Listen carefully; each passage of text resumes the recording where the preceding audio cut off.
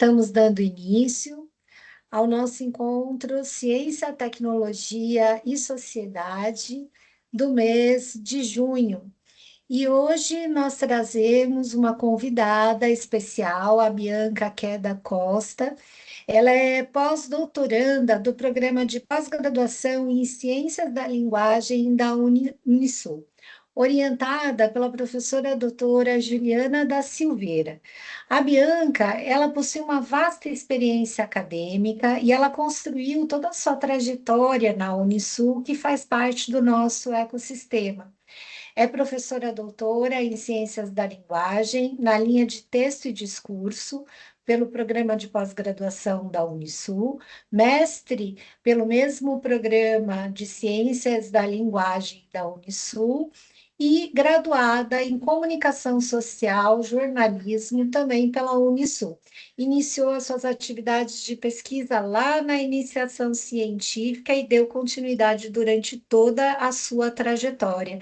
E as suas atividades de pesquisa efetivamente impactaram na sua carreira. Hoje ela é docente tanto de cursos da graduação como da pós-graduação e foi convidada para compartilhar para os nossos estudantes da graduação um pouquinho sobre a sua pesquisa, que tem como tema materialidades digitais e discurso online, sob a ótica da análise do discurso Pechoutiana. A Bianca, ela vai compartilhar com vocês, estudantes ouvintes, de que forma que a pesquisa impacta na sociedade, de que forma que a sua atividade de pesquisa impacta no mercado e também de que forma que as suas atividades de pesquisa impactou na sua carreira. Então, eu sou Elaine Escobar, represento aqui hoje a Gestão Nacional da Pesquisa do Ecossistema Ânima. Estamos aqui também com a Natália Bezerra, que é assistente de pesquisa do ecossistema. Bianca, agradecemos muito o seu aceite para o nosso convite e a tua presença. Seja muito bem-vinda para compartilhar com os nossos estudantes um pouquinho da sua pesquisa e da sua trajetória. Perfeito, Elaine. Eu que agradeço o convite, agradeço estar aqui falando com vocês, com os alunos, os nossos ouvintes. Eu vou falar um pouquinho hoje da minha pesquisa, né? Que, como você mesma falou, ela tem o tema de materialidades digitais e discursividades online, sob a ótica da análise do discurso pechetiana. Então, eu sou a Bianca Queda, né? E a pesquisa que eu desenvolvo, ela está situada no campo da análise do discurso de linha francesa, especialmente sob a perspectiva teórica que foi proposta por Michel Pechet, por isso que é pechetiana, como você comentou, né? Trouxe aqui para gente. A minha pesquisa, ela começou lá na iniciação científica, em 2011, quando uma professora, a Helena Iraci, me convidou para participar da iniciação científica, e aí a gente, conversando, ela falou, olha, tem uma ideia de trabalhar com uma questão de um mecanismo de busca, e a gente conversou, e eu sempre gostei muito dos algoritmos, de tecnologia, de banco de dados, e eu topei. Obviamente que lá na iniciação científica a gente não pôde desenvolver como eu gostaria. Foi algo bem inicial, mas essa é a proposta da iniciação científica também, né? Então foi um rascunho, e aí eu levei para o mestrado, e aí com a professora a doutora Solange Galo, a gente aperfeiçoou o arquivo de leituras em AD, a gente acabou trabalhando com um site na Wix, e aí eu vou falar um pouquinho para vocês o que é o arquivo de leituras, e depois eu segui com o arquivo de leituras do doutorado. Então, eu digo que eu tenho muito amor pelo arquivo, porque a minha pesquisa, eu estou há mais de 10 anos nela, eu comecei lá com essa sementinha da iniciação científica, até realmente vir a ser a pesquisa do doutorado e levei para o pós-doutorado, né? Então, essa pesquisa de pós-doutorado, ela dá continuidade a essas investigações iniciais, né, que eu fiz, na tese, mas já vem muito antes, né? E ela está centrada na leitura de arquivos discursivos em materialidades digitais, e especialmente no contexto das plataformas informacionais e dos mecanismos de busca online, que são um tripé que eu tenho muita curiosidade, né? Eu sempre tive essa vontade de investigar e entender como é que isso funciona. E a gente parte do entendimento do Peixe, que fala sobre o arquivo, né? Que para ele o arquivo ele não está reduzido a um espaço físico ou ser um arquivo meramente técnico. Tanto que do primeiro nome, né, do arquivo de leituras em AD, que é o meu objeto de pesquisa, a gente deu como memória conceitual da análise do discurso. E não é isso que a gente entende por memória. Na verdade, eu estava trabalhando com um arquivo, né? Então, e o que é o arquivo para análise do discurso? É um campo de documentos pertinentes e disponíveis sobre uma questão. E aí ele é atravessado por isso, por condições de produção, por condições históricas, ideológicas e tecnológicas. Então, é nesse sentido que a minha pesquisa ela se justifica pela necessidade de compreender esses dispositivos técnicos digitais, como plataformas, mecanismos de busca, bancos de dados, e como é que eles estão produzindo efeito de sentido e sentidos próprios. E aí eles acabam moldando a circulação do saber, a constituição do sujeito leitor, e as formas de atualização do discurso acadêmico. Então, qual que é a minha problematização, né? O que eu tenho como questões da minha pesquisa? A minha pesquisa ela interroga sobre relações entre técnica, linguagem e ideologia na constituição dos arquivos digitais. Então, são esses 3 pontos assim que me interessam muito e eu desenvolvo muita noção e o conceito na pesquisa. E as minhas perguntas norteadoras são: como a materialidade digital atua na constituição discursiva dos arquivos acadêmicos científicos? Que efeitos de sentido emergem da organização informatizada de documentos textuais? E de que maneira o funcionamento técnico das plataformas online, né, essas plataformas tipo buscadores, filtros, indexações, sobredetermina a leitura e a produção dos sentidos no campo acadêmico? Então, essas questões elas se desdobram na análise do funcionamento discursivo desse meu objeto empírico, que é o arquivo de leituras em AD. E aí, trazendo um pouquinho para vocês, né? O que é o arquivo de leituras em AD? Então, o arquivo de leituras em AD é uma plataforma que eu construí, né? Claro, eu juntamente com a minha orientadora do doutorado, a Solange Galo, que é uma plataforma que reúne materiais bibliográficos da análise do discurso de linha francesa, organizado como um banco de dados online. E aí, no arquivo, as obras são cadastradas com metadados e acompanhadas de fechamentos discursivos, entendidos como práticas de leitura e reinscrição de noções teóricas em novos contextos. E aí, o que justamente é essa plataforma, né? A proposta da plataforma simula buscadores convencionais, mas com funcionamento guiado por princípios discursivos. Instabilidade, incompletude, não linearidade de saber. E a construção desse dispositivo foi também uma forma de experimentar materialmente a tensão entre a materialidade linguística, a materialidade técnica, e que são as duas, né, a materialidade tanto a linguística quanto a técnica, são constitutivas da materialidade discursiva. E aí, o que é o meu objetivo, né? O objetivo geral com essa pesquisa é analisar os efeitos de sentidos produzidos pela articulação entre materialidade digital e discursividade no funcionamento de arquivos online, a partir dessa experiência no arquivo de leituras em AD, e que também, assim, foi um objetivo, claro, cumprir esse objetivo no doutorado, mas eu trago no pós-doc porque ainda é uma pesquisa que me demanda muito sentido. E aí eu tenho como objetivos específicos, que já são um pouquinho diferentes do que eu consegui tratar ali no doutorado, mas que foram outros sentidos possíveis que vieram, né, depois, porque a tese nunca está pronta, né, a gente termina porque tem que terminar, porque tem que entregar. Mas o que eu coloquei como objetivos específicos agora para o pós-doc é compreender o papel da materialidade técnica na constituição do arquivo como dispositivo discursivo, analisar os mecanismos de busca e indexação como práticas discursivas, investigar os efeitos de informatização na leitura e na atualização de noções teóricas no campo da análise do discurso, né? Porque um discurso nunca é neutro, a gente não pode achar que os bancos de dados ou a forma como a gente programa eles são neutros, e discutir as formas de constituição do sujeito, pesquisador, leitor nos ambientes digitais. Então, no momento que a gente trabalha, né, com uma plataforma construída discursivamente, essa pesquisa, então, ela propõe uma forma de arquivamento que assume a instabilidade, a ideologia e o movimento do saber como centrais, né? Isso são noções muito categóricas para análise do discurso. E em vez de a gente trabalhar essa ideia de neutralidade técnica, a gente mostra, né, eles acabam revelando esses atravessamentos históricos, políticos e subjetivos na construção dos arquivos. O arquivo de leituras em AD, ele se torna mais do que um repositório de textos, né? Porque a pessoa podia pensar, bom, então tá, só um repositório que né, que vocês colocam os textos da análise do discurso, os alunos leem os textos, ficham essas noções que estão nos textos, e é essa a produção de vocês. Mas não é, porque o arquivo de leituras em AD também é um dispositivo discursivo, que nele a gente consegue materializar o conflito entre saber e informação, leitura e busca, memória e atualização. Então, a intenção dessa pesquisa de pós-doutorado é justamente isso, né? Tensionar essas relações e ampliar a interlocução entre a análise do discurso, os estudos da técnica, da mídia e da informação.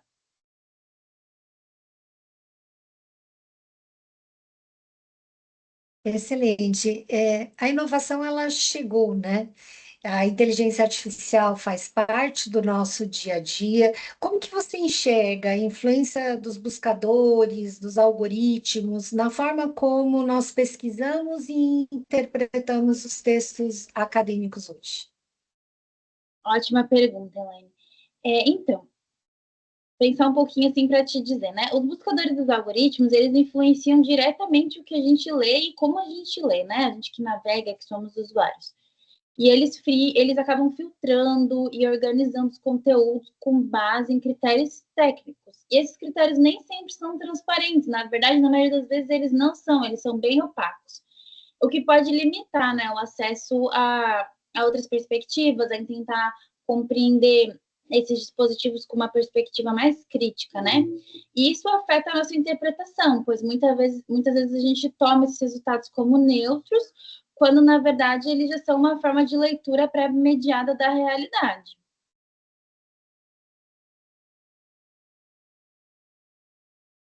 Perfeito. E você comentou, né? Você descreveu sobre o desenvolvimento do seu arquivo de leituras em AD. Imagina que você deve ter enfrentado inúmeros desafios para construir esse arquivo de leituras em AD. Compartilha com a gente um pouquinho quais foram os desafios enfrentados durante a construção desse arquivo e como que essa ferramenta ela realmente faz a articulação entre a técnica e o discurso. Claro. O principal desafio, Elaine, foi construir uma plataforma que, mesmo sendo técnica, respeitasse os princípios da análise do discurso, né? Considerando essa instabilidade do sentido, o lugar do sujeito, a historicidade das noções. E outra dificuldade que a gente teve também foi pensar a organização dos dados de forma não linear, né? De uma forma que valorizasse o processo de leitura e não apenas a busca por respostas prontas. Então, foi meio que inverter a lógica do que é um banco de dados. Inclusive, uma das brincadeiras que a gente tinha com os colegas era que na minha tese a gente poderia escrever por que aquilo não foi um banco de dados, mas é justamente por isso, para a gente ter essa perspectiva da análise do discurso, que a gente não poderia, né, trabalhar apenas como uma ferramenta técnica. E a partir da tua explanação, fica claro para os nossos ouvintes que existe, é claro, que uma aplicabilidade da sua pesquisa.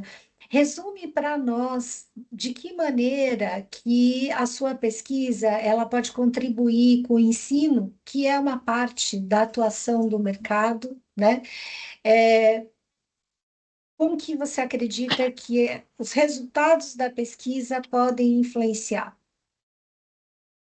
Então, a pesquisa ela contribui assim ao mostrar que as tecnologias de informação, como os buscadores, plataformas e bancos de dados, não são neutras, né? Então, elas, justamente como eu já comentei, moldam o acesso ao conhecimento, influenciam como as pessoas leem, aprendem e se informam. E aí, se a gente for pegar isso no mercado, isso ajuda a desenvolver sistemas mais conscientes e éticos, né? Que eles podem considerar a experiência do usuário para além do desempenho técnico. Isso é muito importante e a gente vê que isso né, o mercado carece muito disso. A gente hoje está falando tanto de inteligência artificial, não só inteligência, né, mas buscadores, indexação, filtros, tudo isso, né? E a gente tem, por um lado, o mercado, né, que pode criar justamente sistemas mais conscientes e éticos. E aí eu vejo que para a sociedade, né, como é que a gente pode contribuir também, além do mercado, mas também para a sociedade, que a pesquisa, a minha pesquisa, ela promove uma leitura mais crítica do ambiente digital, né? Ela também estimula o uso mais consciente da informação, a valorização da diversidade de discursos, e tudo isso é muito essencial em tempos de desinformação e polarização que a gente vive hoje.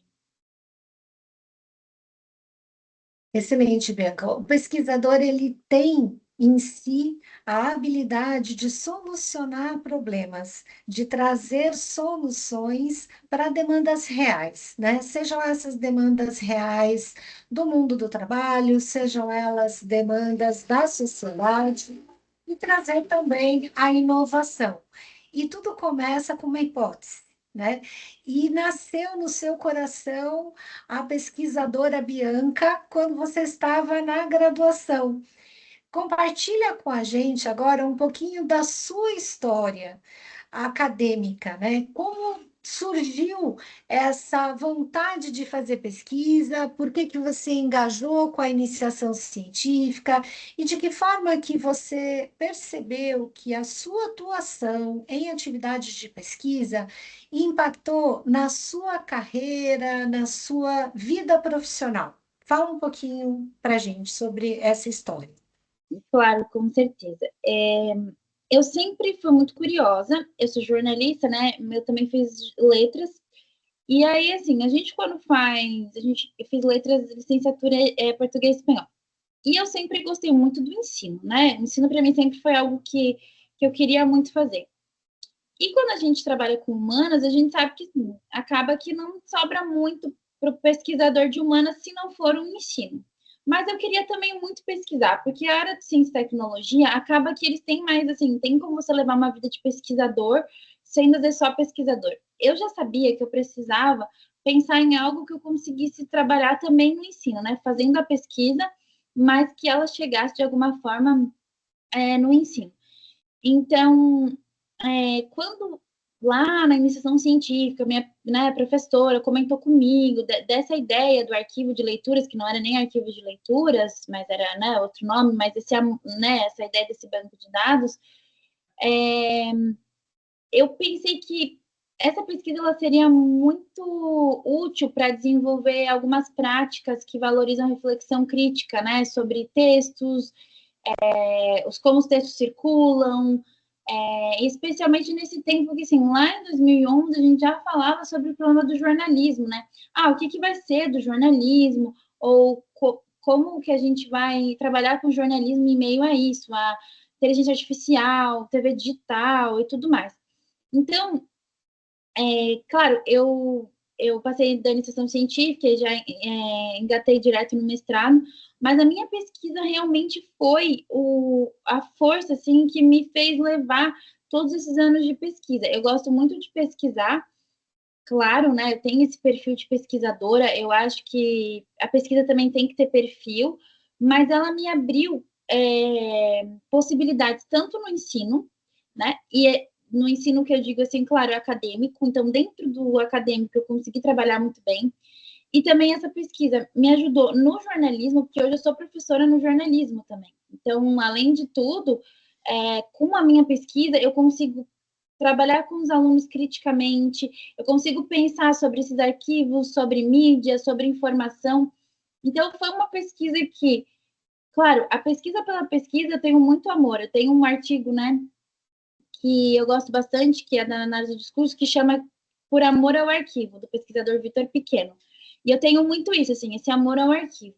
Mas mais do que a minha pesquisa ela ultrapassou. Ela foi para minha sala de aula, ela está dentro do campo de trabalho, que eu sou jornalista também. Eu trago isso para os alunos dentro do jornalismo. Então, quando eu trabalho essa ideia do o jornalismo hoje, as mídias hoje, a produção de conteúdo, a influência, tudo eu uso como base da minha pesquisa, né? Todo né, esse levantamento de informações, esse conhecimento que eu adquiri. Então, a pesquisa, hoje, ela é o que me dá segurança para estar dentro da sala de aula, para falar com propriedade sobre o que eu falo, mesmo dentro do campo do jornalismo. Então, a pesquisa, assim, foi muito importante para a minha trajetória acadêmica, de profissional, né? Também como docente. Excelente, Bianca. E aí, queria até aproveitar esse momento, né, para chamar a atenção para os nossos estudantes, que sempre temos oportunidade de iniciação científica, e que o nosso programa de iniciação científica do ecossistema Animal para a ciência, ele terá vagas para projetos agora no segundo semestre. Então, para que fiquem atentos ao período de inscrição em projetos de iniciação científica que foram classificados com vagas remanescentes agora para o segundo semestre, as inscrições elas estarão abertas no período entre 18 de agosto a 15 de setembro. Então, você que ainda não faz uma atividade de pesquisa, uma iniciação, é mais uma oportunidade ainda para 2025.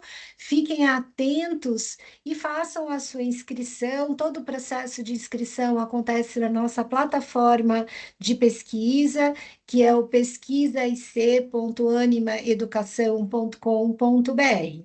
E para você que está finalizando já, né, a sua carreira acadêmica da graduação, pense que existe a necessidade do aprendizado contínuo e novas oportunidades na sua aprendizagem ao longo da vida, seja buscando um curso de especialização, lato sensu, seja buscando o estrito sensu, né? O mestrado e o doutorado, como a Bianca fez, para trazer resultados para a sua carreira.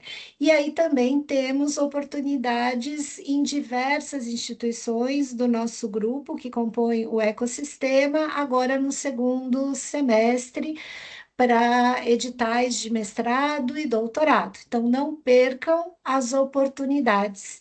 Porque quanto mais nós estudamos, e aí eu acho que a Bianca vai concordar comigo, mais nós percebemos que precisamos aprender mais, né?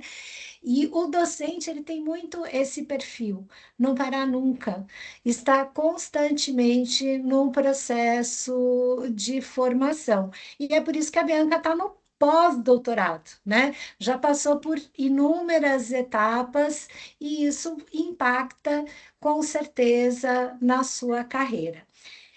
Agradeço, Bianca, por ter estado conosco hoje, por compartilhar um pouquinho da sua história acadêmica e também compartilhar as suas atividades de pesquisa e de que forma que essas pesquisas trazem efetivamente um impacto para os nossos estudantes. Você que é nosso ouvinte hoje na estreia, vocês se preencherem o formulário de presença, que estará disponível agora após o término desse encontro, vocês terão o certificado de participação dessa atividade. O link para o formulário está na descrição do nosso vídeo.